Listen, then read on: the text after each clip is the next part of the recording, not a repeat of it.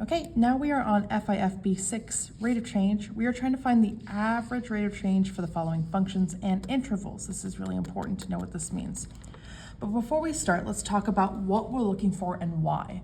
We're looking for the average rate of change for things like quadratics, parabolas, and other types of functions that aren't linear that we can't just, pick up on very quickly. Like that has a pretty consistent slope or rate of change. This might not. This is more what we're looking at here. So we have to find the average rate of change of a function, and excuse me, that should have an F next to it, of a function on this interval. Now remember, an interval is not a point. This is saying from this x to this x. So imagine this is your x1, and this is your x2. So it's not xy, because look at the brackets, it's an interval. I'm saying, hey, what's my average slope, my average rate of change of this function between x equals 1 and x equals 5. So here's what we're going to do. We're going to take x equals 1. We're going to take x equals 5. And again, I would just call this x1, x2, so we can decipher between the two. And you'll see why we're doing that in just a moment.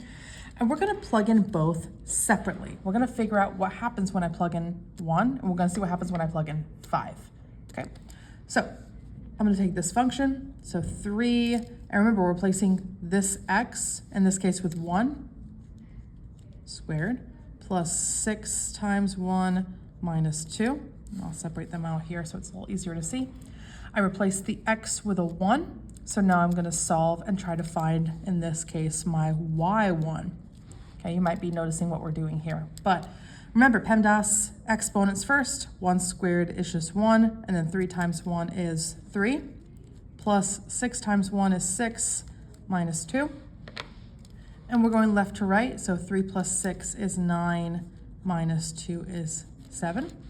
There's my y1, so that's my first point. 1, 7 is that first point. And then I need to know the slope from this point to the next point. So 3, plug in a 5 this time for the same function. And I see a lot of people getting confused because they see 2 x's. Well, guess what? It's the same x. So I'm going to plug in a 5 here and a 5 here. I'm just doing it separately. 5 squared is 25, so 3 times 25 plus 6 times 5 is 30 minus 2. 3 times 25 is 75 plus 30 minus 2.